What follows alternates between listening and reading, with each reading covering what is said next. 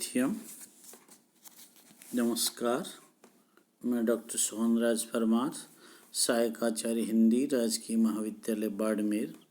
आज ऑनलाइन कक्षाओं के अंतर्गत हम मध्यकालीन कविता का पाठ प्रथम प्रश्न पत्र के अंतर्गत कबीर की साखियों का अध्ययन कर रहे हैं और आज कबीर की साखियों का अंतिम अंश के बारे में हम अध्ययन करेंगे।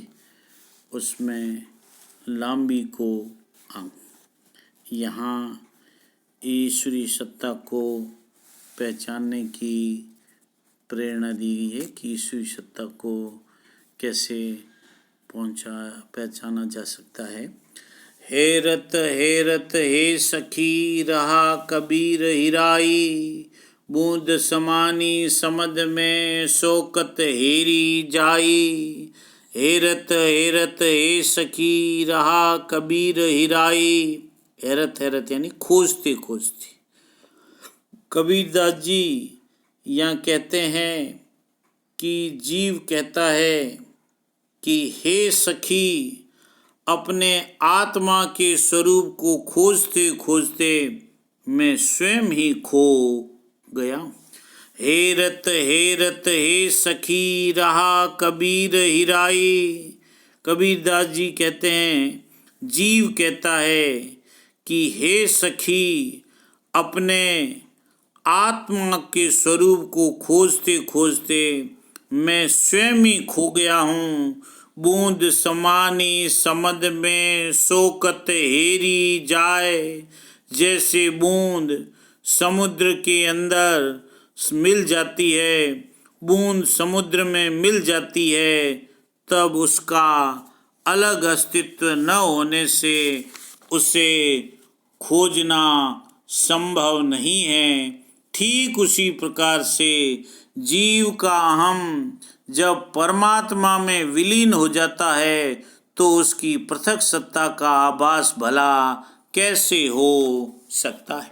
हैरत हैरत हे सखी रहा कबीर हिराई, बूंद समानी समद में शोकत हेरी जाई।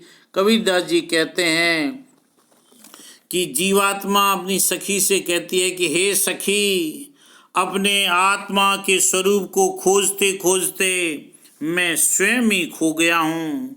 जैसे बूंद समुद्र में समा करके उसी के समान हो जाती है और उसका अलग से अस्तित्व न होने से उसे खोजना संभव नहीं होता है। ठीक उसी प्रकार से जब जीव का अहंकार परमात्मा की चेतना में विलीन हो जाता है तो फिर उसकी पृथक से सत्ता का आभास नहीं हो सकता है।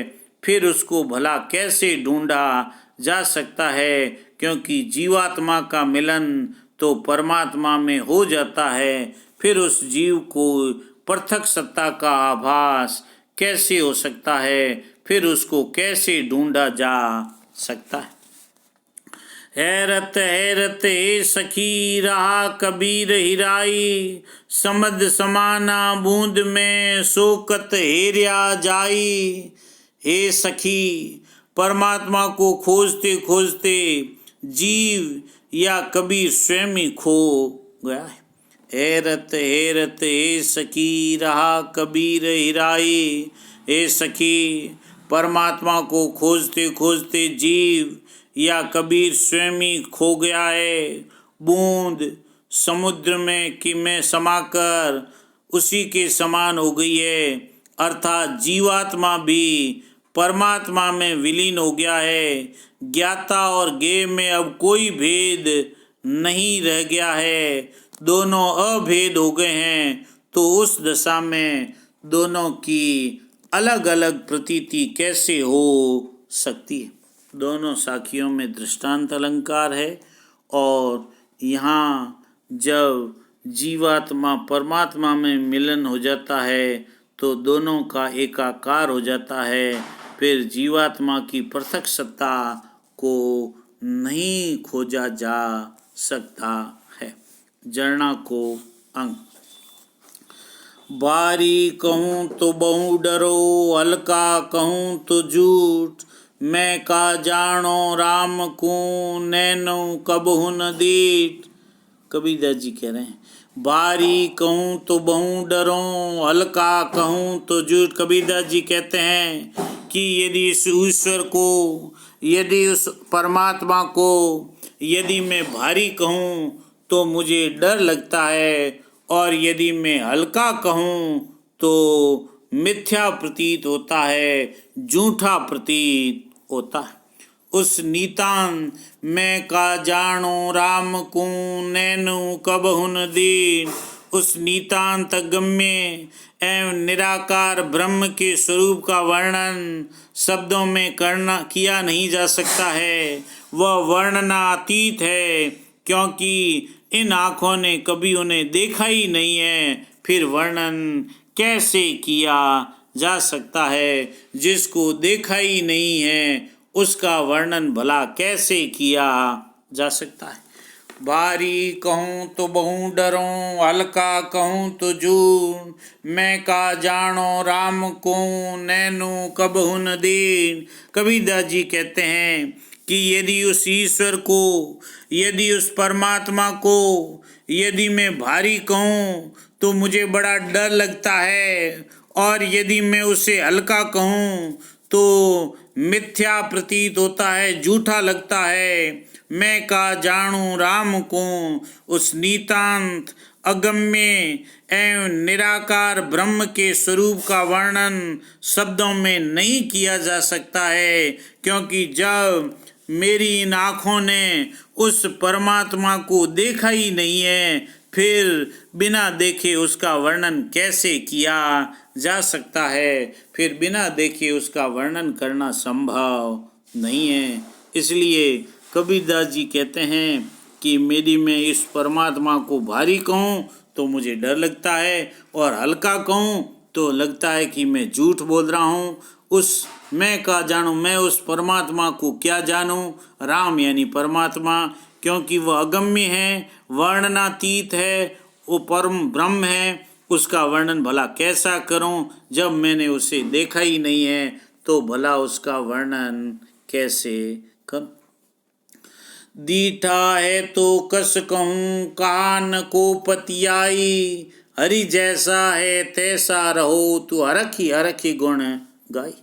कबीरदास जी कहते हैं कि दीठा है तो कस कहूँ, यदि मैंने उस परमात्मा को, परम ब्रह्म को देखा भी है तो भी उसका वर्णन कैसे करूं, क्योंकि वह तो वर्णनातीत। दीठा है तो कस कहूँ, कान को पतियाई। कबीरदास जी कहते हैं कि मैंने उस परमात्मा को, उस परम ब्रह्म को देखा भी है तो भी उसका वर्णन कैसे करूं, क्योंकि वह तो वर्णनातीत है, वह तो वर्णन से परे हैं। और अगर यदि मैं वर्णन कर भी दूं तो मेरे कहने पर भला कौन विश्वास करेगा, यानी मेरे कहने पर किसी का विश्वास भी नहीं होगा।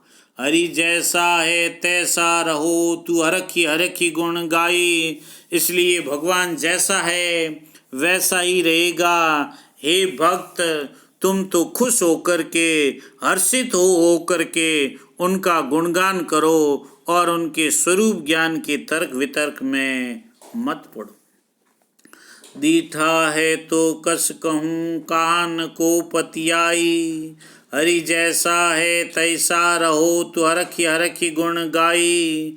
कबीरदास जी कहते हैं कि मैंने उस परम ब्रह्म को देखा भी है तो उसका वर्णन कैसे करूं, क्योंकि वह तो वर्णनातीत है।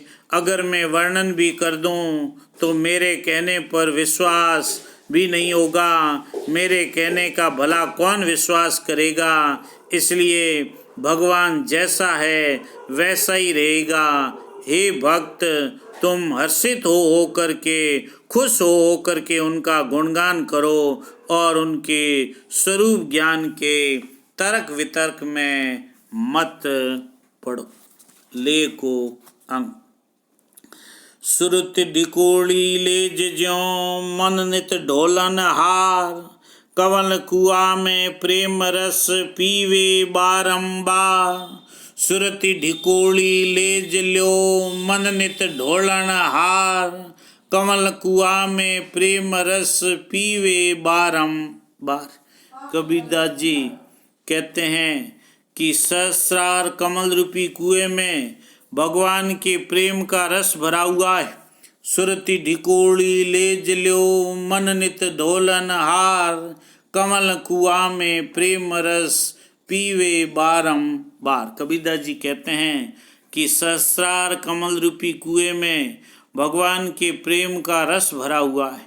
सुरति या प्रेम भक्ति रूपी ढिकोड़ी तथा लय योग रूपी रस्सी से मन निरंतर इस प्रेम रस को खींच रहा है। भक्त और मोक्ष प्राप्ति के लिए उत्सुक जीव इसी जल का बार बार पान करता है। सुरति ढिकोड़ी लेज ल्यो मन नित ढोलन हार। कमल कुआ में प्रेम रस पीवे बारंबार। कबीरदास जी कहते हैं कि सहस्रार कमल रूपी कुएं में भगवान के प्रेम का रस भरा हुआ है। सुरति या प्रेम भक्ति रूपी ढिकोड़ी तथा लय योग रूपी रस्सी से मन निरंतर इस प्रेम को खींच रहा है। भक्त और मोक्ष प्राप्ति के लिए इच्छुक जीव इसी जल का बार बार पान करता है। गंग जमुन और अंतरे सहज सुनील्यो घाट, तहाँ कबीर मठ रचा मुनिजन जोवे बाट। कबीरदास जी कहते हैं कि गंगा और यमुना अर्थात ईड़ा और पिंगला, गंगा ईड़ा यमुना पिंगला, गंगा और यमुना अर्थात ईड़ा और पिंगला के मध्य में सुषुम्ना के शून्य शिखर भाग पर सहज शून्य रूपी घाट है, अथवा शून्य जीवात्मा के लय का सहज घाट है।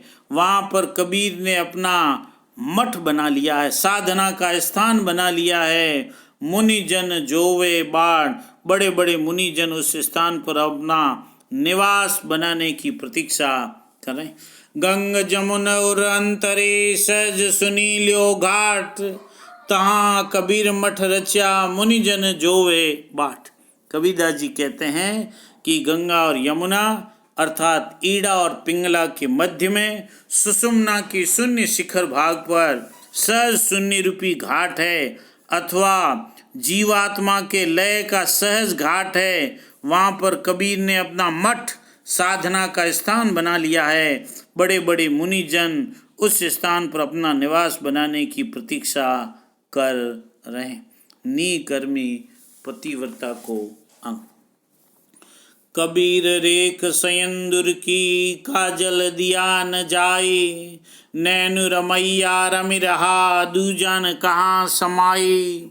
कबीरदास जी कहते हैं कि जब आँखों में सिंदूर की रेखा अर्थात प्रेम की पीड़ा की लालिमा बनी हुई है, तब उसमें काजल नहीं लगाया जा सकता। कबीरदास जी कहते हैं कि जब आँखों में सिंदूर की रेखा लगाई हुई है, सिंदूर की रेखा, प्रेम पीड़ा की लालिमा, सिंदूर की रेखा अर्थात प्रेम पीड़ा की लालिमा रहती है, तब उसमें भला काजल नहीं लगाया जा सकता है। नैनु रमैया रमि रहा, इस प्रकार जब नेत्रों में राम समाया हुआ है, राम के प्रेम की लालिमा है, तो फिर दूसरों के लिए कोई स्थान नहीं है, अर्थात विषय वासना के लिए कोई स्थान नहीं है। उसमें काजल रूपी माया का आकर्षण कैसे समा सकता है। दृष्टांत अलंकार है। धन्यवाद।